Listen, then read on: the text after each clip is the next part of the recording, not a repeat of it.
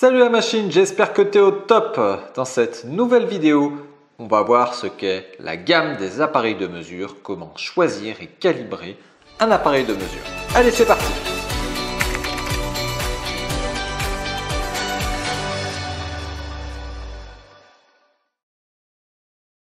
Lorsqu'on utilise un appareil de mesure, on veut mesurer une grandeur physique. Par exemple, un couple ou un effort, à ce moment-là on utilisera un dynamomètre, une tension, on utilisera un voltmètre, une intensité, un ampèremètre, une température, un thermomètre, une pression, un manomètre, ceci par exemple, un débitmètre, une vitesse ou un taux de rotation, un tachymètre. Et on voit à chaque fois que l'appareil de mesure se termine par mètre, ça veut dire qu'il y a une mesure qui va être affichée. Alors la mesure, elle peut être affichée directement en direct, comme ici par exemple, ou sur un multimètre par exemple, directement dans son afficheur. C'est ce qu'on appelle la mesure algébrique. On a la valeur qui s'affiche ici de notre mesure. Alors ici on a deux appareils de mesure qui sont numériques et ici un appareil de mesure qui est analogique. C'est quoi la différence? Eh bien c'est le nombre de chiffres après la virgule quelque part. Si vous regardez bien ici mon pied à coulisse, quand je le fais glisser, il m'affiche une décimale après la virgule, c'est-à-dire il m'affiche les valeurs avec des dixièmes de millimètre et s'arrête là. Même chose mon voltmètre. Par contre l'aiguille ici, eh bien, elle a une position qui est complètement continue, c'est-à-dire qu'il n'a pas des incréments ici d'un dixième, mais qui peut glisser n'importe comment. C'est donc une mesure ici analogique. On va regarder un petit peu plus mon multimètre. J'ai deux modes voltmètre, par exemple ici un mode voltmètre continu, un mode voltmètre alternatif. Qu'est-ce qui va se passer? Eh bien, par exemple, en mode voltmètre continu, j'affiche en direct la tension qui est mesurée. Si je me mets aux bornes d'une pile, par exemple, je vais mesurer 1,5 volts. La tension ne varie pas au cours du temps. Si elle se met à chuter, la tension, je verrai tout de suite sa valeur chuter. Maintenant, si je me mets en mesure de tension alternative, je vais pouvoir me mettre, par exemple, entre la phase et le neutre de mon réseau domestique, de ma maison, entre les deux fiches d'une prise de ma maison. Et je vais donc afficher ici la tension efficace. Parce que la tension, elle va tout le temps varier. Elle va être positive, être négative, être nulle par moment. Elle va varier donc de manière sinusoïdale 50 fois par seconde.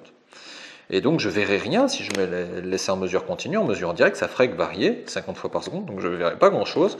À ce moment-là, je vais plutôt afficher la valeur moyenne.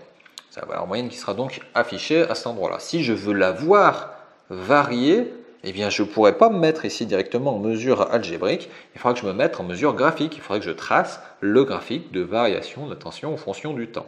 Et c'est pour ça qu'existent des oscilloscopes. Donc les oscilloscopes, il va falloir les régler bien entendu pour enregistrer les valeurs et les afficher en fonction du temps sur un temps plus ou moins large avec un calibre au niveau de l'affichage des valeurs plus ou moins. On va regarder maintenant ce qu'est la gamme d'un appareil de mesure plus précisément. Par exemple ici j'ai un manomètre qui mesure la pression. La gamme c'est l'étendue des valeurs qu'il va pouvoir mesurer. Ici on ne voit pas très bien, je vais mesurer de 0 mégapascal jusqu'à 40 mégapascal.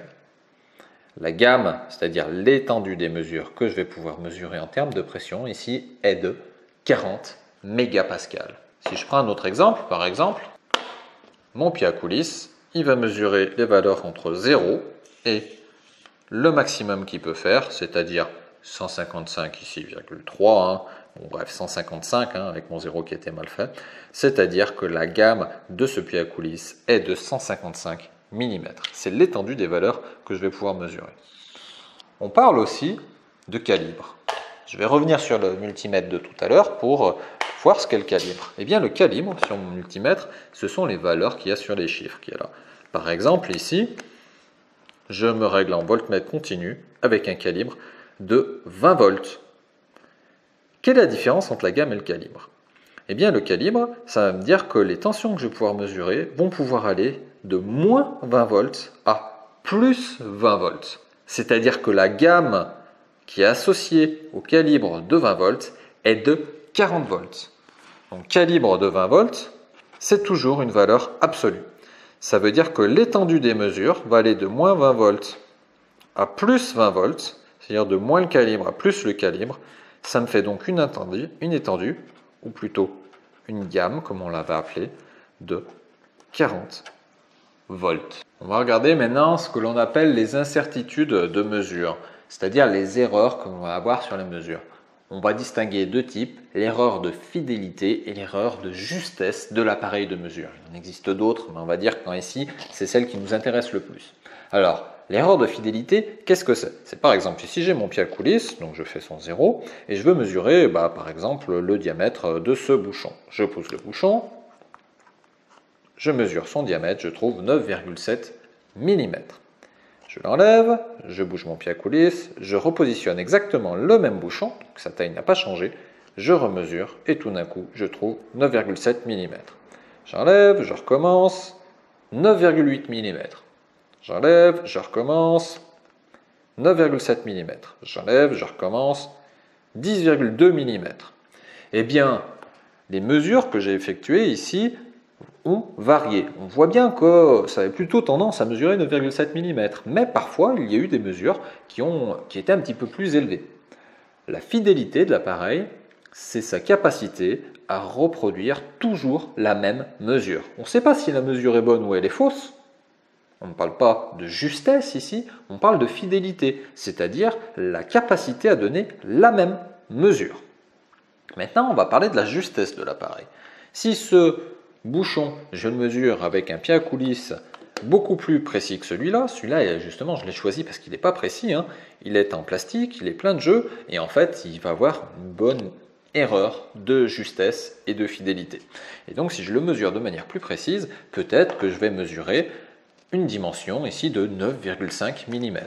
On se rend compte que le pied à coulisse n'était pas fidèle, c'est-à-dire qu'il n'affichait pas toujours la même valeur. Et ensuite, la moyenne des valeurs qu'il m'a données ici était un petit peu éloignée, si mon bouchon mesure 9,5 mm, un petit peu au-dessus de la mesure réelle de l'élément. C'est ce que l'on appelle aussi l'erreur de justesse.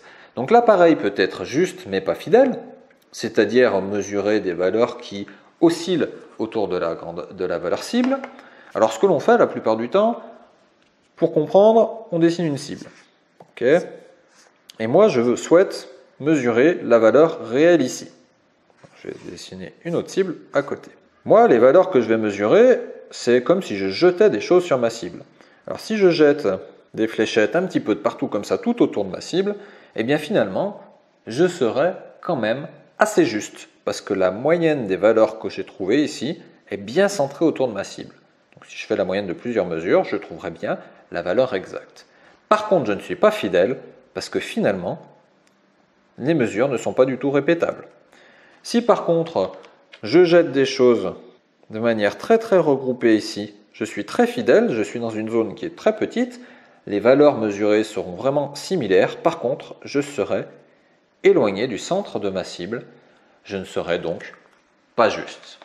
Voilà cette petite vidéo sur les incertitudes de mesure, les dénominations qu'il y a autour, ainsi que la gamme des appareils de mesure est terminée. J'espère que ça aura permis d'éclaircir certains points.